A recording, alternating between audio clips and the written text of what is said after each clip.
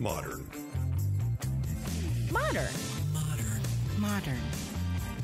We're prepping for a voyage. Modern. The force of an old-fashioned equals whiskey mass times bitters acceleration. Why don't you make that a double?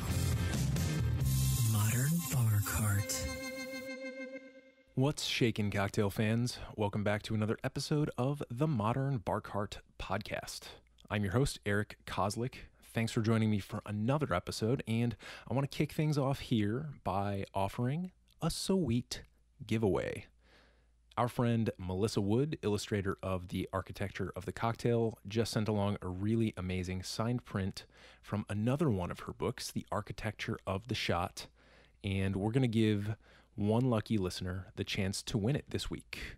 It's a red and white 11-inch by 17-inch print in Melissa's signature architectural style. It's very modern looking and would really add a nice splash of sophisticated color to any bar or living room.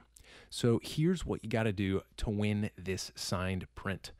Head on over to our Instagram account at Modern Bar Cart sometime during the afternoon on the day this podcast drops, which will be Thursday, June 21st, 2018.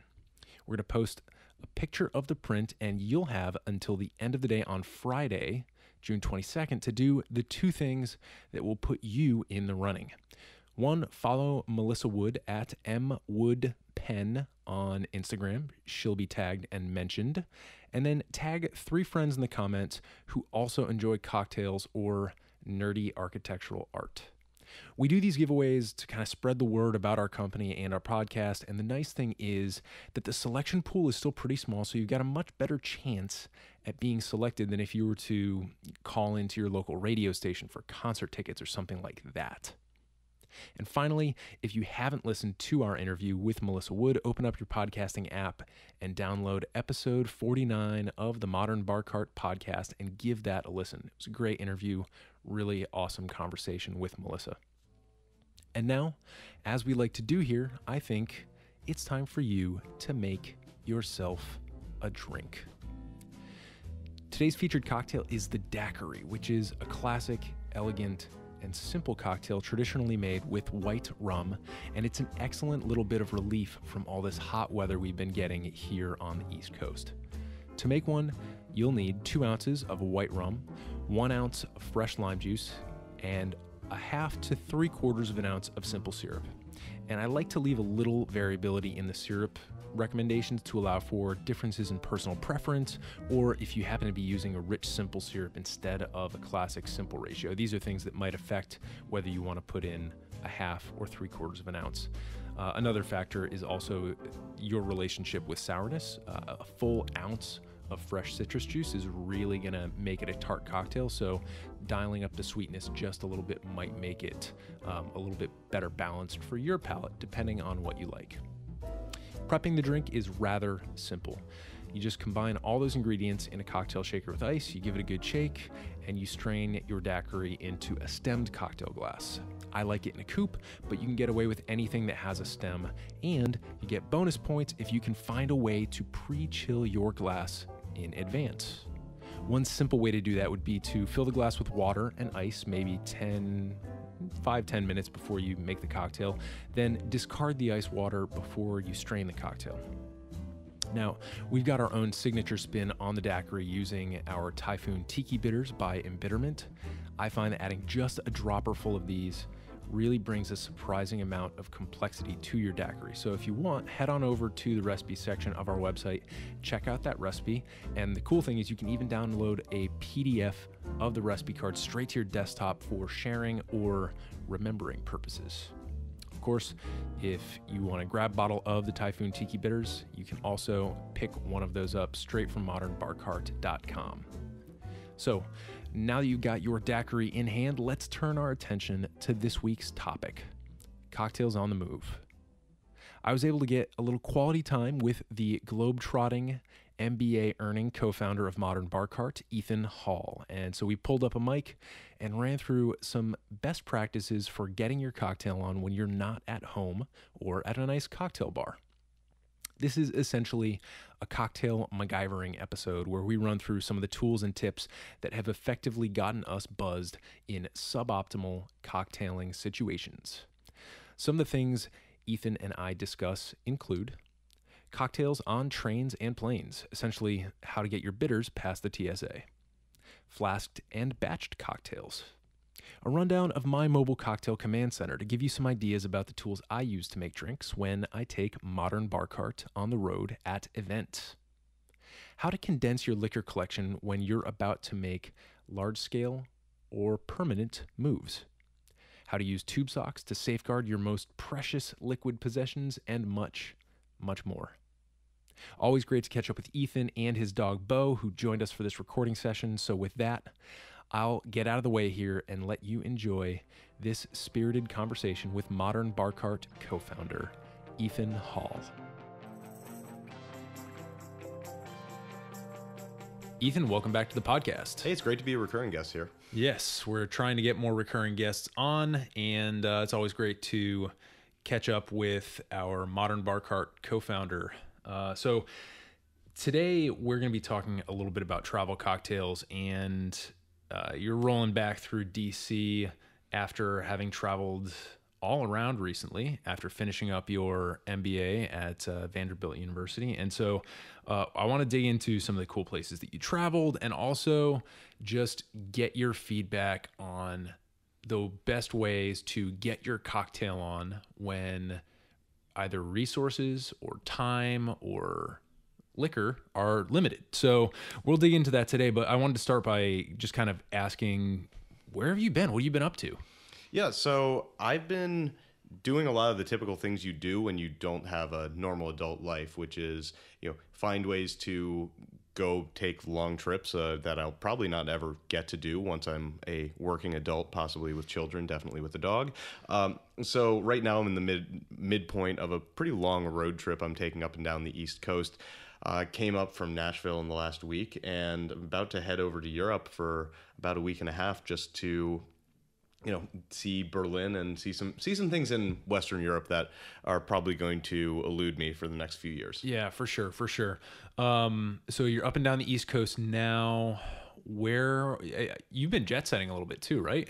Yeah. So one of the things, and we'll touch on this a lot, is I tend to travel a lot for business reasons as well as take my fair share of vacations. And I think those are both equally good times to exercise different travel drinking modes, travel drinking rules, depending on how you want to describe it. There are times when you go to a destination city. I just went to Dublin a few months ago, and that's obviously a drinking destination city for many of us, but not necessarily the way that you would think about your typical cocktail experience. Right, for sure.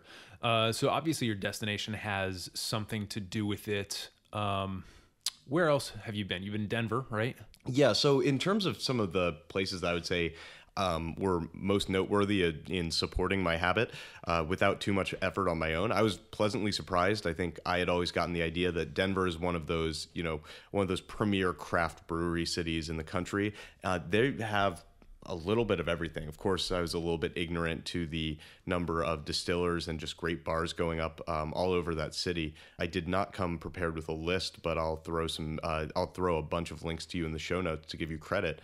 A notable experience was when I got an entire bar to start drinking Chinar with me.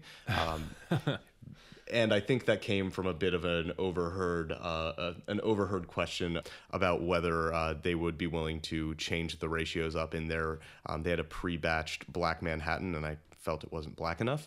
Gotcha. So you got an entire bar to start drinking Chinar, which is, for those of you listening out there who are not familiar with it, it's a bitter aperitivo using artichoke as one of the main components, right? Yeah, to be fair, it was really more, I bought 16 Chinars for the people around me, and we all enjoyed it together. And I get a bit of a kick when I get to see people try to taste really bitter things for the first time, but it was enjoyable. I gotta imagine when you do that in a cocktail bar setting, the karma does come back to you. Did you at least get like a free plate of fries out of that or something? No, I did have someone buy me a Negroni, which was a very nice thing. It's a more a more informed crowd will pop up at those kind of spots, but this was more of a trendy restaurant that just so happened to have a really good beverage program. So it was a pleasant surprise, to be honest. Got it. Okay, so Denver, Tour de East Coast, Dublin. Any other noteworthy destinations in your recent travels? Yeah, so obviously this is a well-worn path, and I'm not trying to leave anyone out. I know you've got listeners all over, and they would love shout-outs for the great drinking cultures of their cities. Obviously, New York is a fantastic place. You know, I think of these things as kind of pilgrimages.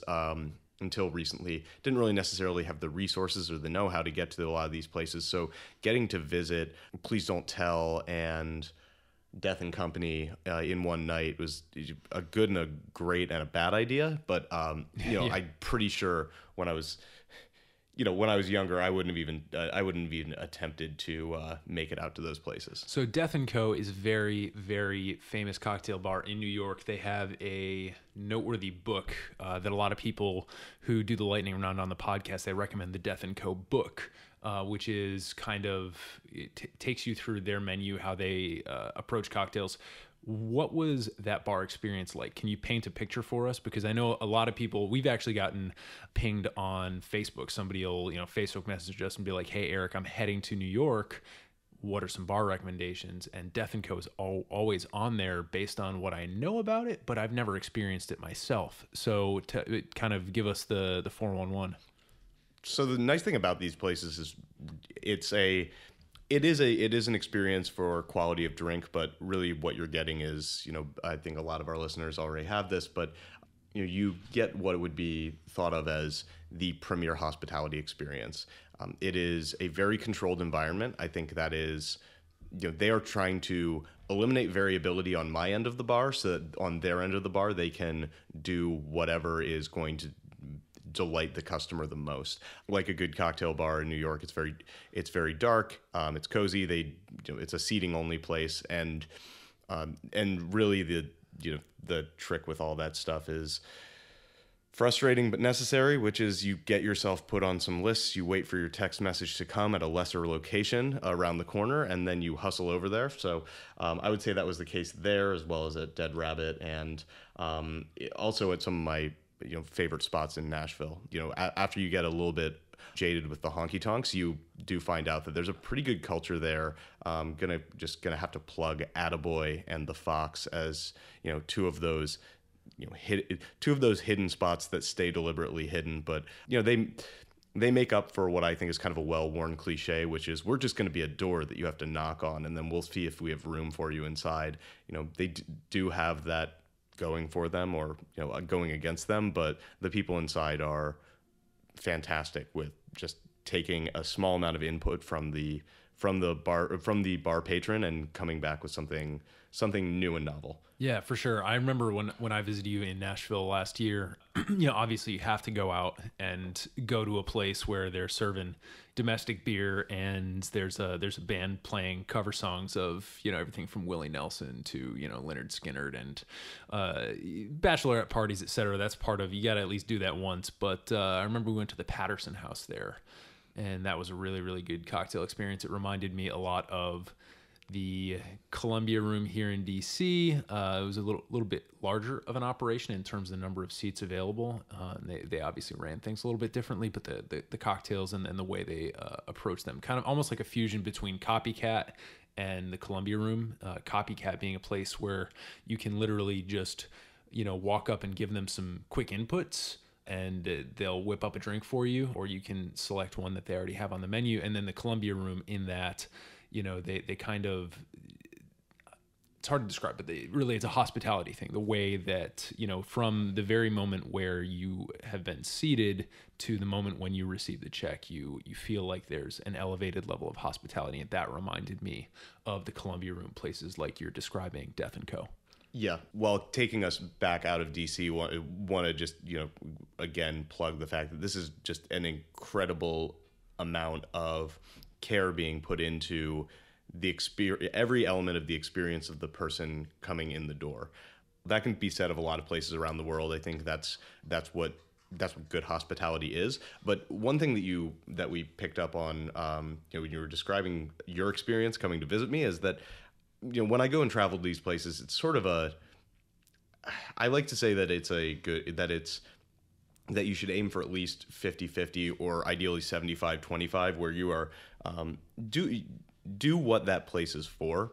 And I don't want to shoehorn or specific types of drinking into locations, but when I lived briefly in Pittsburgh, I spent most of my time at dive bars, but it's kind of a you don't want to follow the cliches, and I actually would encourage anyone listening to be demanding without being obnoxious, in that you shouldn't assume, like a great example is, I didn't assume that I would only be drinking Guinness and whiskey in Dublin, and did start to explore and try to find out what Irish bartenders were doing with their own cocktail culture. Same being true of every other city I've lived in, and I think that's the way to do it. If you've got something that you like, go after that too. You might not find it, but you might be surprised that there's an enclave of that kind of experience going on. Right. Yeah, I think that's a good point. Like, do what the city is for, or if you go on a cruise to the Caribbean, drink some tiki drinks, drink some fancy rum drinks. But then I think it's also a really good piece of advice to start asking questions of the places that you visit. And we've got your dog here chewing on a little bone. Hey, Bo. Hey, Bo. Keep it down over there. Yeah.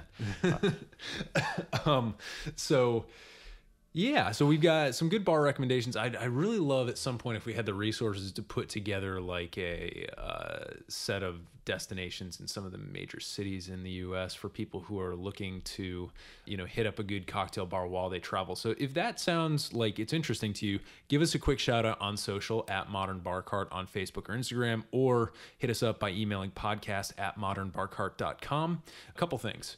A, just tell us if you want that from us, and we'll try and put it together.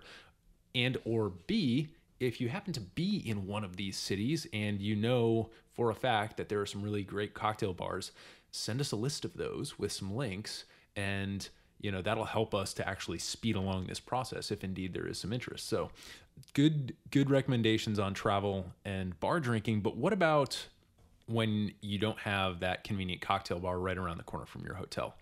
What are some of the DIY travel drinking experiences that you've had recently?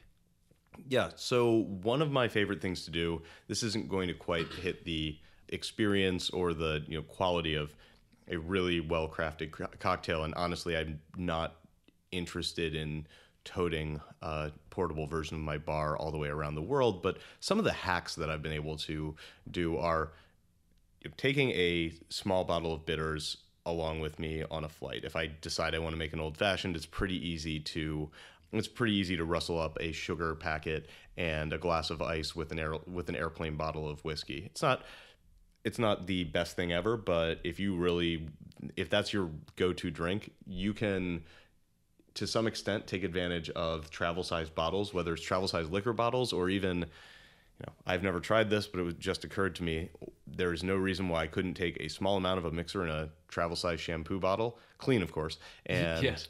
and use that upon my destination. The other one I want to plug is to think about, if you're anything like me, and you tend to also eat a lot when you travel, is I will often just swing through duty free, buy a bottle of Campari, and just keep some sparkling water on hand in my hotel or my Airbnb. And would you call a Campari soda a cocktail, or is that just a 2-drink mixer? I mean, it's approaching like a spritz.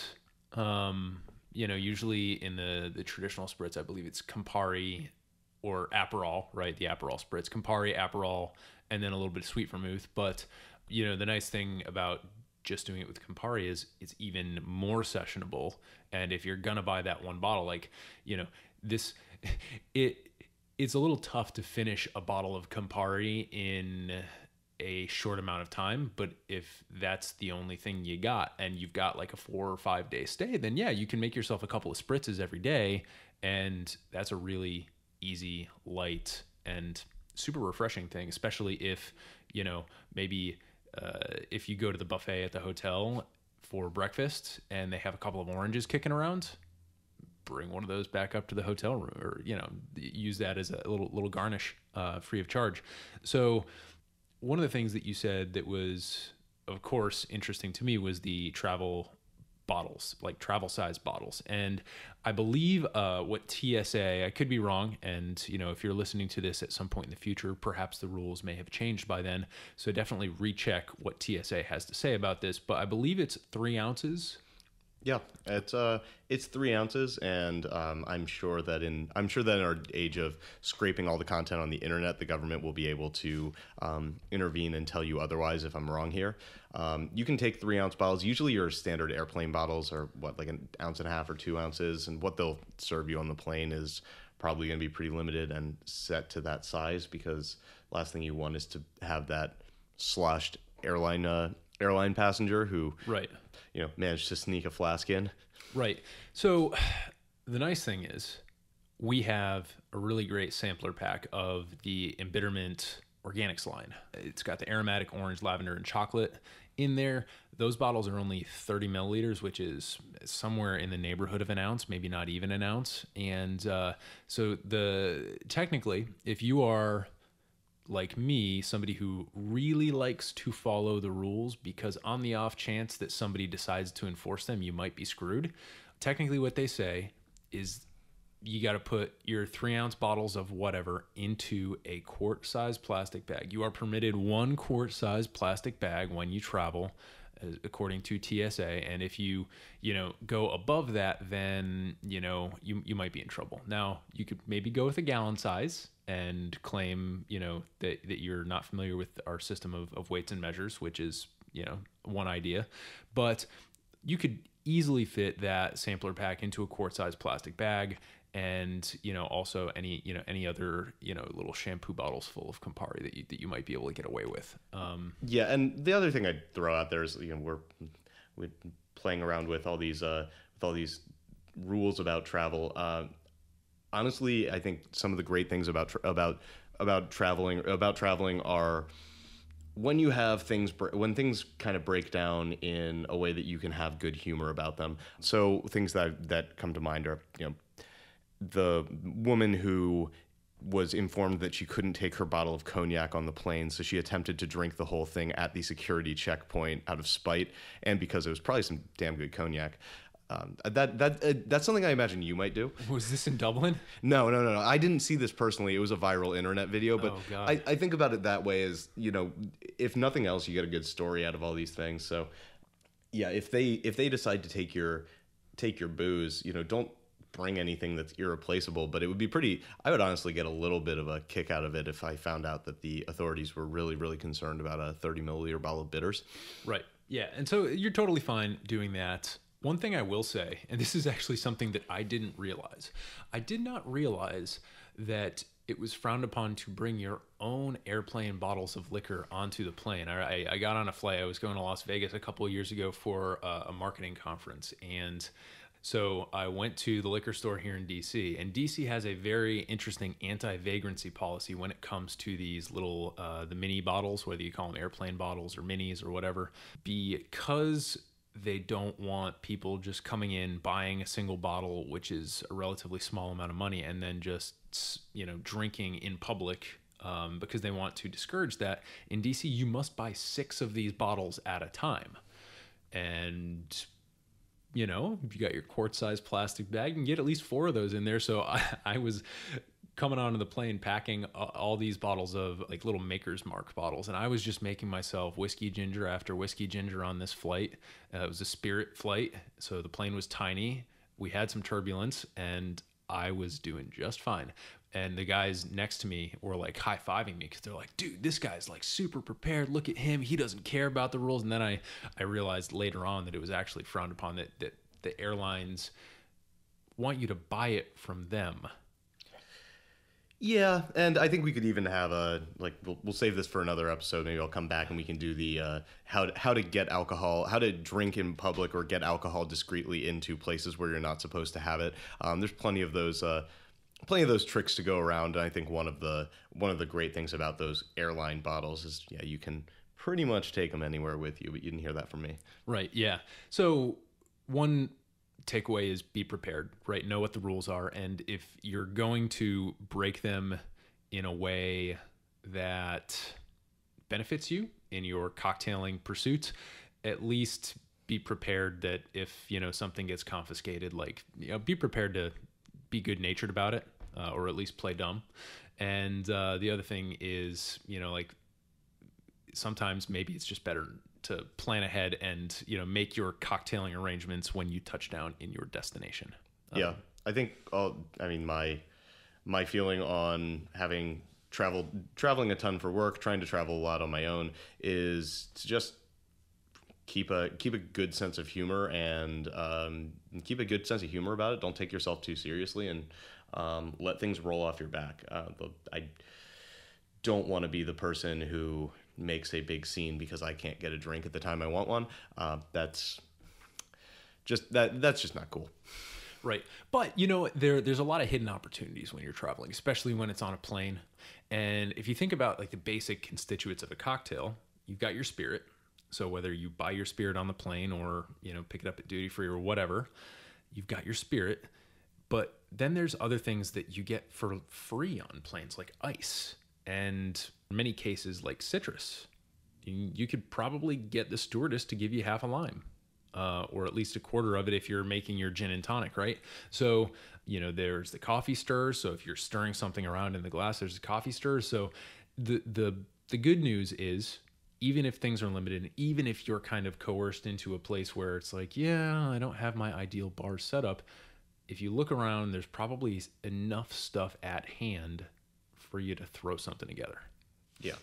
And that's the other thing I would put out there as a good guideline or general rule is get creative with the tools you have. When you're at your destination, the number of times that I've used just a glass jar as an improvised shaker, numerous, all those kind of things, especially if you're staying in something like an Airbnb or staying with a friend, leaving behind a bottle of alcohol for them is rarely frowned upon. Right. And using your creative muscles to figure out a way to make a Boston shaker out of a plastic cup and a smaller plastic cup is, right. That's just being a MacGyver. And that's what people sometimes tend to forget, that a Boston shaker is literally a cup and another cup of a different size.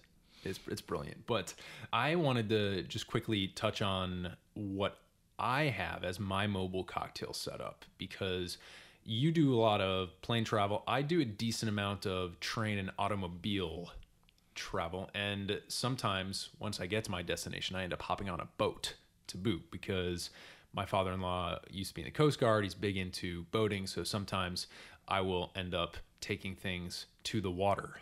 And the way that I travel with my cocktail kit is I have this big, beefy lunchbox. Basically, it's from my mom's company, and so she was like, "Yeah, you got any use for this?" And I said, "No, I do not have a use for a lunchbox, but this is a really good size to fit a stirring glass, a shaker, and any of the bar spoons and measuring devices that I might need to actually, create a nice cocktail on the go." So if you have access to one of those big kind of beefy lunch boxes, or even like a soft cooler that you might bring to a sports game or something like that, those really make great on the go bartending kits if you know you're going to be staying with friends, for example, and you'll probably have access to their liquor collection, but maybe they don't have the same set of tools that you do. So that's a really good solution. They also do make boutiquier versions of these travel cocktail hardware kits where, I actually have one. It's like this little faux leather thing. It looks like a roundish valise, which is like a little suitcase. And it's got like little, like snap loops on the inside where it attaches the pony and jigger. It's got the stirring spoon. It's got a small shaker. It's got a small Hawthorne strainer, and it kind of closes up and you can carry it with the handle. It's a little bit more stylish than the soft lunchbox that I use, but it's not as big, and honestly, it just sits in my living room. Yeah, I mean, a great a great middle ground. You touched on lunchbox. Another thing, I know some people still have these, but if your family has a camera case lying around from an old big camera, those are great. A tackle box or one of those little plastic toolboxes you can get for a couple bucks at Lowe's. Those all make great DIY travel cocktail kits, and it's just like anything else. You're just packing it as though you were putting together your toiletry bag. You get a couple bottles of bitters, some bar spoons, a jigger or two, and whatever else you think you'll need, and travel along with that. That's a great way to be a value add to any group beach house trip, to be the guy who can bring the bar. Sure, right. And it was literally just sitting right here because we're recording here at Casa de Kozlik. So I'm just literally going to go through what I have in there, and keep in mind, folks, that we do events where sometimes we show up, we roll in, and we bring the cocktails. So everyone's happy to see us, but my mobile bar setup might be a little bit more advanced than yours just by necessity. But just to give you some ideas of what you could have and why you might want to have that. So first thing I have is I've got a couple of rags in here, because you never know when you show up at someone's kitchen if they're going to want you mopping up Campari with their nice guest towels. So I've got a couple of just regular white service industry rags in there. Always good to have. A nut milk bag. I forgot that I had this in there, but nut milk bags, which you can pick up on Amazon for less than $5. These things are really great if you need to filter or strain something without the presence of an actual sieve. And so, they fold up to literally no size whatsoever. They've got a little drawstring on them, and they're really great for straining things. So think about a nut milk bag, especially if you want to do any infusion things. You can literally pour your liquor into a pot or a pan and then use that for an infusion. Yeah, to be clear, a nut milk bag is not what they drink almond milk out of in Canada. It is more of a reusable mesh bag that's got a very fine set of holes in it so that you can strain things out of it. So anything like that is really helpful as an improvised infusion device. Right. Another option might be cheesecloth, which is a little bit messier, but the holes in it are bigger. So if depending on what you're straining and what you want to stay in and out of your liquid, that's also an option. I've got a little cutting board here. It's maybe 10 inches by 5 inches. It's perfectly serviceable little thing that you can just pop right up on the bar. Of course, with that, I have a little paring knife. I find that you can buy little paring knives out there that are designed specifically for slicing fruit, but don't bother with that. Just get your least useful or least matchy paring knife out of your drawer in your kitchen and throw something on it that covers the blade so it doesn't rip up any whatever container you're putting it in. What else do we have? I've got this little bar mat. It's got some textured grippies on the bottom and it's soft on the top. Sometimes that's useful. Again, easy to fold up. I've got these little metal ice scoops. I've got a couple of them because we, again, end up scooping ice at a lot of our events, but an ice scoop is useful. I've got a julep strainer in here. I've got a set of ice tongs. I've got a couple of jiggers. I have a very analog peeler with some serrated edges that could be used for cutting or zesting. I've got a little muddler. I've got a clothespin. I don't know why I had that, but apparently, clothespins are good to have. I've got a waiter's corkscrew. This is one that I recommend everybody have. And the nice thing about a waiter's corkscrew as opposed to other corkscrews is it's very compact and it has other tools built in. So the waiter's corkscrew has the corkscrew, but it also has a little knife on it for cutting things, and corkscrews are just good to have around because you can also open a bottle of beer with this. So what else do I have? Bar spoons. I've got a little funnel in there, and this is important because if you're doing any sort of batching, chances are you're going to be pouring something from one bottle into another bottle or another vessel, and so having a little funnel around is great to have. And then in the little pocket here, let's see if there are any little toys that I missed. Yes. Okay. So I've got pour spouts, which are useful. Those are pretty cheap. You can pick those up on Amazon pretty cheap. And I've got one of those old-fashioned-y little, I believe they call it a beverage punch or a can punch. Or a church key. Church key. Great. Yeah.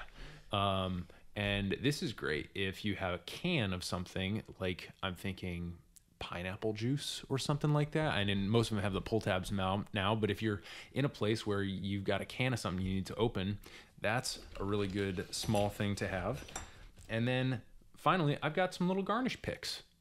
Easy to, just rubber band together and throw in there. And also a channel knife. And a channel knife with a little zester attachment is used to create thin little ribbons of citrus. And so if you want to up your garnish game and impress people with, your ability to make little beautiful drinks, then, that's a channel knife is a fun thing to play around with. And this lunchbox is not even really full. So I still have plenty of room to throw in my shaker and my stirring glass. And what I do have for my stirring glass, the last thing I'll mention here in this little rant about my mobile setup is I have a little neoprene sleeve. I got it from Cocktail Kingdom. It was pretty inexpensive. It's a little neoprene sleeve that goes around your mixing glass that prevents it from damaging the other things that you're traveling with and prevents it itself from being damaged. So it's got like a little drawstring on it, little neoprene bag. It's really, really great. And I'd highly recommend that if you're going to be bringing your mixing pint somewhere, that's a good thing to have. Yeah. And the one last thing that I would throw in there is one of the ways that you can really travel light with this stuff is look around for things that are made of silicone. It's, a rubbery material. It's heat resistant. It cleans well. And what you can do is I have a set of silicone funnels that literally you can flatten down to almost nothing. A lot of those tools, including jiggers, and I would not do a mixing glass, but definitely jiggers and funnels. You can get collapsible silicone versions, kind of like the pop-up dog bowls, that are just save you a ton of space. Right. So that's a pretty good rundown of a setup. Do you have any thoughts on flasks? You never have enough. I think we should, some of this will make great fodder for a potential how to sneak booze into things event, but I like either the half pint hip flask, the traditional, or if you really want to just make your cocktail beforehand and bring it with you, you can get stainless steel flasks up to half a gallon that are really handy, or just a fun novelty. Right. Yeah. You're the person who walks in with the giant flask, which is it's good shock value, good reactions. They also make sweaters for some of these, I believe. Yep. So check that out on Amazon if you get the chance. But moving on, I want to talk about the other part of traveling, which is also something that you're encountering at this kind of life phase that you're in, which is when you have to travel from one place permanently to another place permanently. Yeah. So one of the most, I don't want to say annoying things, but I'll call it a little bit irritating, is when you end up having to move and your bar is still relatively full. All that alcohol that you've invested in, maybe things you've infused at home or collected, maybe you've got a couple of small barrels that you're doing some aging projects in. You've got all that stuff, and there's just no way to drink it all before the movers come. I think there's a lot of ways you can approach moving your bar. The first one I would recommend is gifting. One of my favorite things to do has been looking at things on my bar and thinking to myself, who of my friends would value this if I couldn't drink it and I wanted them to have it? I've got a friend back in Nashville who's a Scotch fanatic, and I was able to provide him a couple of, granted they were maybe a half, they're definitely, I'm a half full guy. These bottles were half full, and he was happy to take some single malt off my hand and didn't care that it didn't have a fancy box on it. Right. Yeah. I feel like that gets you good karma down the road, right? Yeah, absolutely. One of the other things we floated didn't happen, and I'm kind of glad because I still haven't gotten my security deposit back on the last place, is to have a bunch of friends over and drink your bar. Yes. This is the going away party. It will inevitably end interestingly as you get further and further down. Mm-hmm. But everyone's happy because they get to, say goodbye, say their farewells in a cocktail-y setting, which is fun. You get the benefit of, again, like all of these things that you're recommending here have the added benefit in that, like, people really like you. as a result. They're like, oh, the last memory of this person is that they threw a cool party or that they just gifted me 2 half bottles of scotch. And that actually brings me to a fun little thing that you did with Russell and I, Russell being another member of Modern Bar Cart who does kind of our ops and logistics. But you brought over about a half a dozen half full bottles that you thought that we might be interested in and be able to, kind of help you out, take off your hands. And we lined them up on a table and we did the schoolyard thing of picking teams, like we were 2 of the captains and the bottles were our team. So just explain that process. Yeah, so I was looking through my bar at the things that I thought were novel and noteworthy, but not necessarily so much that I would take them with me if I had to move to another apartment. I knew that we'd been doing episodes on gin and rum and all sorts of, and mezcal. And so I picked out what I would think of as the 6 most unique or novel items. So not just a nice bottle of bourbon. I know they'll have that at their bar, but strange gins, apple brandy, those kind of things, and just told them that they had to settle it among themselves what they wanted to do to get the bottles that they wanted. Right. So there was, I think, luckily Russell and I have different enough tastes where there was there wasn't like that one bottle that both of us wanted more than anything else there. So that was good. I ended up with, I believe, a high proof rum, a bottle of Applejack, like you mentioned, and a really cool, about a third of a bottle of a really cool Japanese whiskey. So that was really neat. And then I think Russell ended up with an overproof Plymouth gin, another type of cool funky gin that you had, and what was the other thing he ended up with? Oh, he got a great bottle of mezcal. Russell's girlfriend is a mezcal fanatic, and yes. I actually expected you to pick that one based on the episode you did. Yeah, that was the bottle that I was like, I really do want that. But I also sort of suspected that he was going to want it. So I was okay to fall on that grenade because the grenade that I ended up falling on as a result was overproof rum. And that was very exciting to me because I think, now that it's summertime, I was happy to take that Ray and Nephew right off your hands. So that's a cool little idea. If anybody out there has just a lot of half bottles that they want to get rid of and you don't particularly want to invite, a dozen people at your house and get them all drunk, for the security deposit reason, that's a cool little alternative. You could even turn it into a fantasy draft. Like I had thought about sending them pictures of like 24 bottles and having them do kind of a scouting report on it. That was just a logistical nightmare. So this was a nice middle ground. But maybe sometime in a future place I'll do that. Yeah, and so this brings us to the actual move itself. And I've got a couple things to say and a couple questions about that. That what I would say is an overall kind of like bright side to this whole setup is that when you do have to pick up and move, you've got kind of the phoenix rising from the ashes, right? You've got to minimize, you have to kill some of your darlings, as they say in the poetry profession. You have to get rid of some bottles that you really enjoy, but that might not have too much left in them.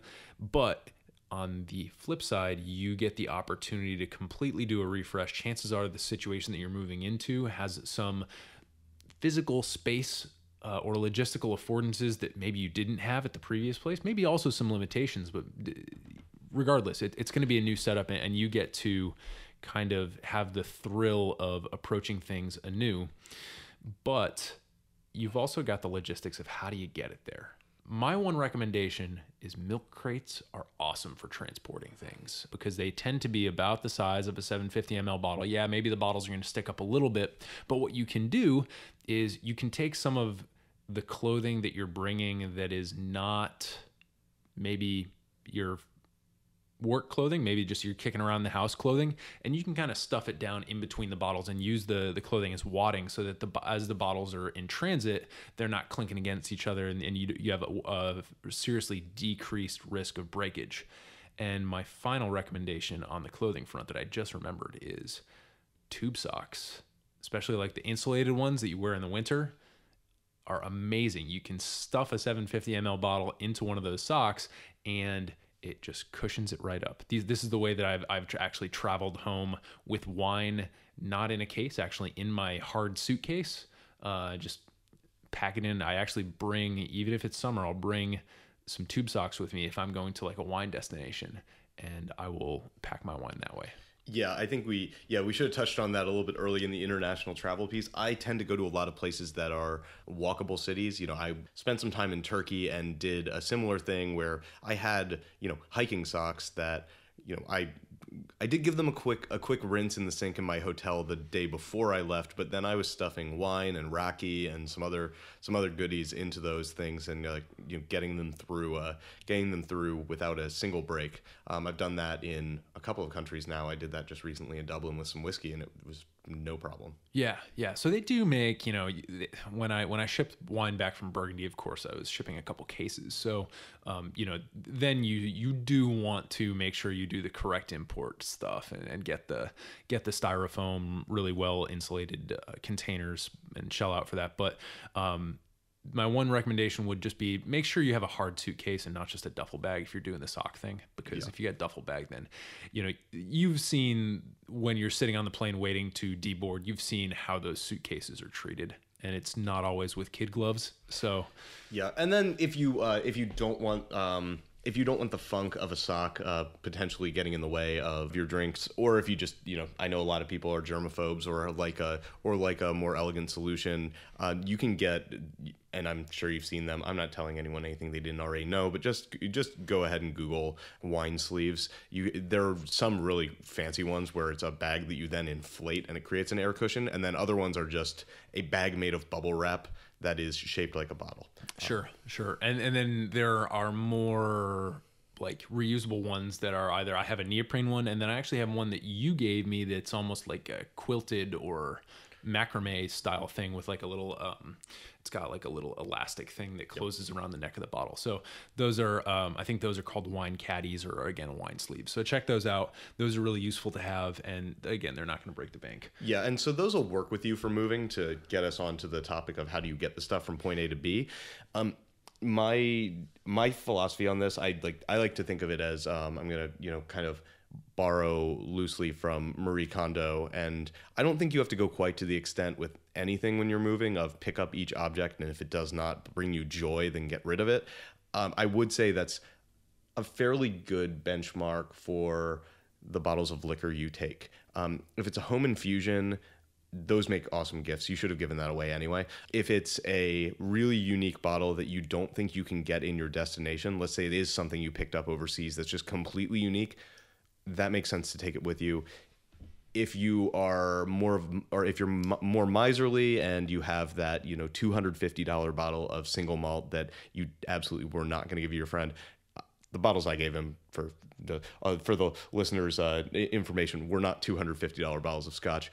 But those things make sense. But assume that unless you're going to a far-flung place or somewhere really remote, that most things can be bought at a liquor store. And this is, again, like Eric said, a good opportunity to rebuild your bar. So, that handle of Evan Williams that's been sitting around the house, unless you're on a super tight budget, don't worry about it. Plus, depending on how far you're going, assume, that would be the one other thing I'd say, is assume or expect that something will break on the move. If you have movers, they're professionals, they're licensed and bonded, but don't send anything you can't afford to lose, and definitely pad it before they take it if you're gonna go that route. Right. If something breaks, it's your fault. And I like the handle as a rule. If it comes in a handle, you can get it anywhere.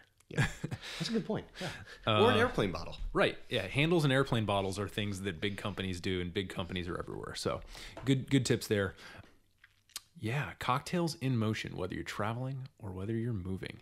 This was an interesting episode. I'm glad that we had a chance to talk about these topics. It's not something that perhaps everybody gets to use every day, but I think those few of our listeners that are actually about to go on a trip or move, that this is good information. But before we wrap up, I did have one lightning round question that you have not answered yet. Okay. And that lightning round question is, if you are, metaphorically, if you were a cocktail tool or ingredient, what would you be? So I would be a julep strainer. The reason I say that is because growing up around the house, we had this julep strainer in our kind of miscellaneous kitchen drawer. No one in my family drank anything stronger than beer or wine. I don't know where it must have been, an inherited piece from a grandparent or an uncle or something. And those things are just damn versatile. And I like the idea of being something that has a very clear purpose in the boozing world, but is not confined to that. So I can be helpful in the kitchen regardless. Right. Yeah. It's you can if you don't have your slotted spoon, yep, you can just pick up your julep strainer, and it might take a little bit longer, but that is a perfectly fine use for it. Cool. Yeah, loose teas, all those kind of things. And as a quick plug, as you've probably guessed through this podcast, if you're a listener in Nashville, there will be a very short period of time in which I am getting rid of alcohol. So don't find me, but please do if you want to. Gotcha. If you really want Ethan's alcohol, please email podcast@modernbarcart.com and I'll forward it to him. So this is a good opportunity to blow up his inbox, all you Nashvillians. Nashvillans? I believe the hockey team is the Predators, but that's a little aggressive. So we'll call it Nashvillians. Nashvillians, Nash scoundrels. All right, that's it for us. Ethan, thanks again for coming on the show. Thanks, Eric. Hey everybody, thanks for listening. If you enjoyed this episode, there's two big things you can do for us here at Modern Bar Cart.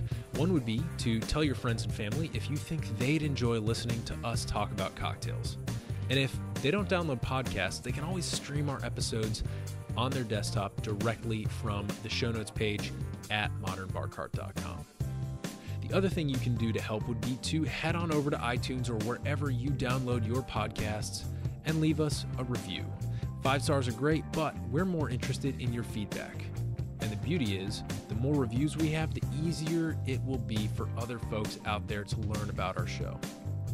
We're trying to start a cocktail revolution here, and by spreading the word, you're helping us fight the good fight. You can always reach us by emailing podcast@modernbarcart.com if you're looking for cocktail or bartending advice, or if you're a pro who would like to pull up a mic and be interviewed for all to hear. Also, definitely follow us on Instagram and Facebook @modernbarcart for cocktail porn, recipes, and entertaining tips. And keep an eye out for new product releases and special offers, which are happening all the time. We love our listeners, and we really enjoy giving you exclusive discounts and sneak peeks at our latest and greatest cocktail projects. This episode may be over, but for you, the mixological fun and adventures are just beginning, so remember, folks, drink responsibly and experiment boldly.